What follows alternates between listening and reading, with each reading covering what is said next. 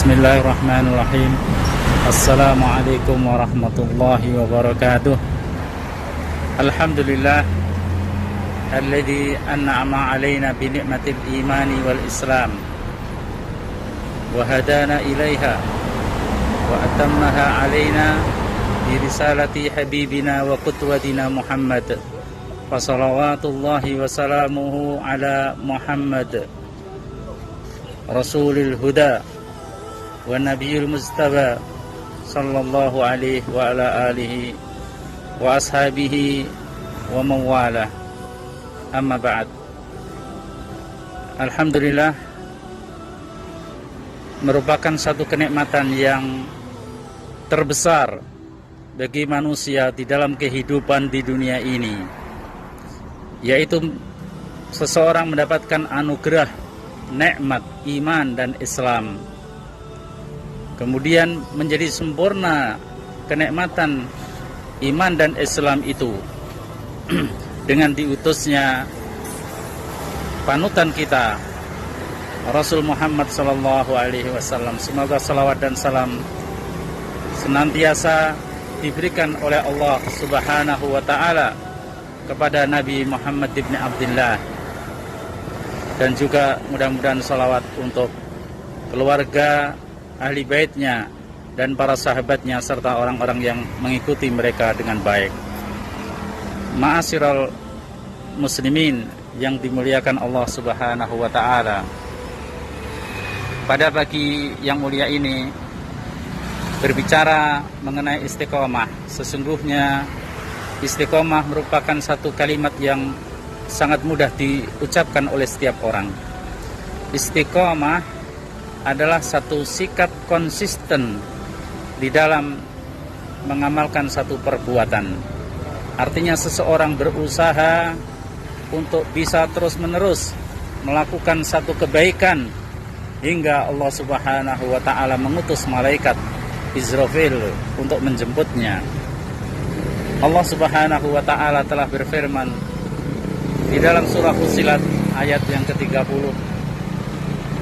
Innal ladina qalu rabbunallahu tsumma istaqamu tatanazzalu alaihimul malaikah alla takhafu wa la tahzanu wa abshiru bil jannatil lati kuntum tu'adun.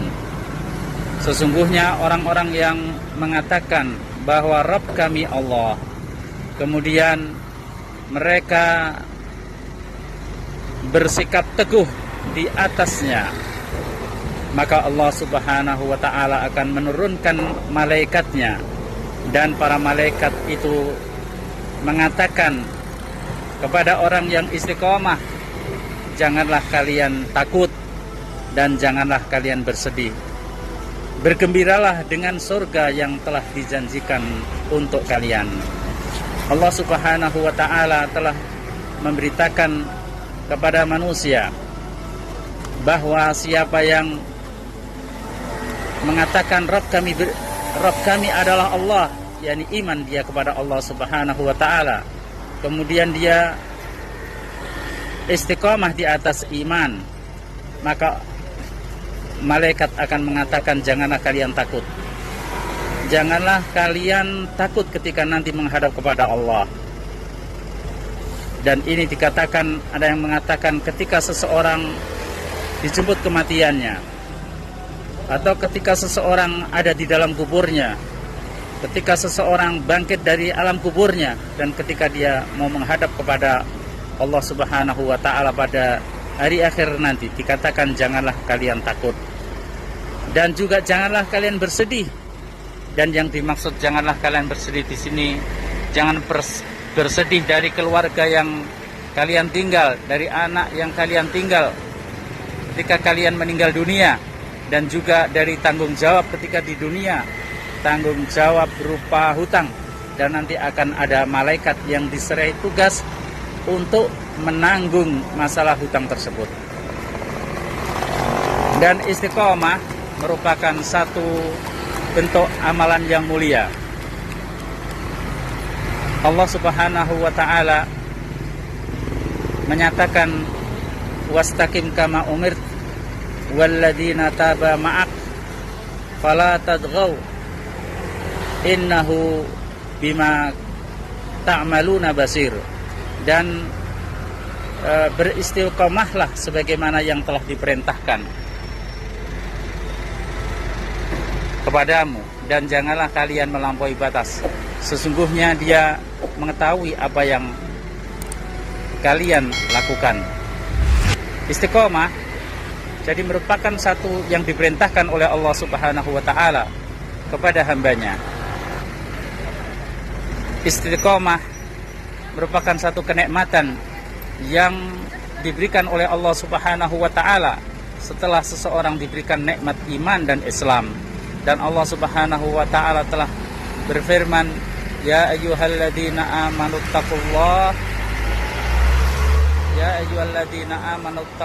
haqqa tuqatih wa la tamutunna illa wa antum muslimun. Wahai orang yang beriman, bertakwalah kalian kepada Allah, dan janganlah kalian meninggal kecuali dalam keadaan tetap beriman.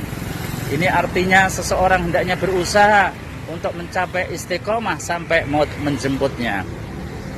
Istiqomah menurut penjelasan para ulama di antara lain adalah istiqomah di atas tauhid. Kemudian macam yang kedua, istiqomah di atas ikhlas, dan istiqomah di dalam